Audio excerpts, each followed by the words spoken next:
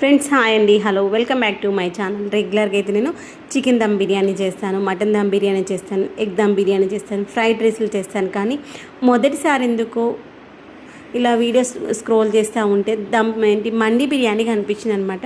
ఎందుకు ఆ రోజు నైట్ రేపు మండి బిర్యానీ చేసుకోవచ్చు కదా అనిపించింది. మీకు ఎప్పుడైనా అలా ఫోన్ చూస్తూ ఏదైనా చూడగానే అబ్బాయి చేసుకొని తింటే బాగుండు అనిపించిందా, లేదంటే అబ్బాయి బయటకి వెళ్ళి ఆర్డర్ పెట్టుకుంటే బాగా అనిపించిందా చెప్పడం మర్చిపోదు.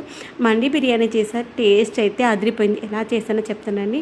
మండి మసాలా అయితే తయారు చేసుకోవాలి. దానికోసం ధనియాలు, జీలకర్ర, సోంపు, తర్వాత మనం బిర్యానీలో వేసేటువంటి సాజీర, లవంగాలు, ఇలాచి, చెక్క, తర్వాత స్టార్ ఫ్లవరు, తర్వాత వచ్చేసి సొంటి పౌడర్, ఇవన్నింటిని కూడా ఒకసారి కొంచెం రోస్ట్ చేసేసి బరకగా మిక్సీ పట్టుకోవాలి. దాంతోపాటు కారము, ఇక్కడ కారం తక్కువ వేసుకోవాలి గుర్తుంచుకొని మండి బిర్యానీకి.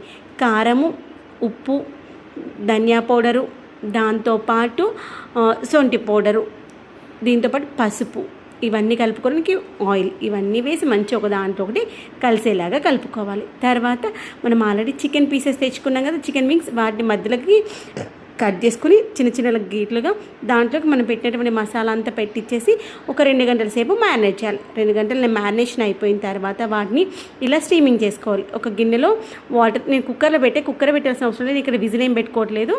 కింద వాటర్ పోసేసి ఒక 10-15 నిమిషాలు స్టీమ్ చేసుకోవాలి. అది ఉడికిందా లేదా చెక్ చేసుకోవడానికి స్పోక్స్తో కుడితే కూర్చున్నట్లయితే స్మూత్గా లోపలికి వెళ్ళాలి, అప్పుడు కుక్ అయినట్టు. తర్వాత ఒక తవాలో కొంచెం ఆయిల్ వేసి మంచిగా కాల్చుకోవాలి. అలా కాల్చుకున్న తర్వాత దాన్ని ఒకసారి, ఒకవేళ బొగ్గులుంటే బొగ్గుల పైన ఒకసారి స్మోకీ ఫ్లేవర్ వచ్చేలాగా కాల్చుకోవాలి. లేదు అంటే మనం పొయ్యి మీద అయినా గ్రిల్ ప్లేట్ పెట్టేసుకొని చేసుకోవచ్చు. తర్వాత బిర్యానీ కోసం అయితే కొంచెం ఆయిల్, కొంచెం నెయ్యి వేసేసుకొని ముందుగా మనం బిర్యానీ దినుసులు అన్నీ వేసేసుకొని అవి వేగిన తర్వాత ఆనియన్స్, కరివేపాకు, కొత్తిమీర, పుదీనా ఇవన్నీ వేగిన తర్వాత అల్లం వెల్లిగడ్డ పేస్టు, ఫ్రెష్గా దంచుకుని అల్లం వెల్లిగడ్డ పేస్ట్ వేస్తే చాలా బాగుంటుంది. తర్వాత పసుపు వేసేసి దీనికి వాటర్ ఏంటంటే మనం అలా చికెన్ లెగ్ పీసెస్ని మనం స్టీమింగ్ చేసుకున్నాం కదా, ఆ యొక్క స్టార్చ్ పాడేయద్దు, ఆ యొక్క వాటర్ని యూజ్ చేసుకోవాలన్నమాట.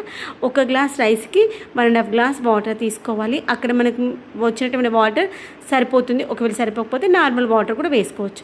తర్వాత దీంట్లో మెయిన్ ఇంగ్రీడియంట్ డ్రై ఫ్రూట్స్లో కాజు, బాదాం, పిస్తా, దాంతోపాటు కిస్మిస్ అనేటువంటి చాలా బాగుంటుంది, ఫ్లేవర్ చాలా గుర్తుపెట్టుకోండి. వీటిని నెయ్యిలో వేయించేసుకుని పక్కన పెట్టుకుని దాంతోపాటు కొన్ని ఫ్రైడ్ ఆనియన్స్ కూడా రోస్ట్ చేసి పెట్టుకున్నాం. వీటన్నింటినీ కూడా మనం అన్నం అంటే ఒక 70% కుక్ అయిన తర్వాత ఆ యొక్క పైన వేసి దానిపైనకి చికెన్ పీసెస్ పెట్టేసుకొని మూత పెట్టేసుకొని ఒక 10 నిమిషాలు మంచిగా మగ్గనివ్వాలి. అసలు ఎలా వస్తుందా అనుకున్నాను కానీ టేస్ట్ అయితే అదిరిపోయింది. అఖిల్ అన్న అమ్మ చాలా బాగుంది అని ఎన్నిసార్లు అడిగి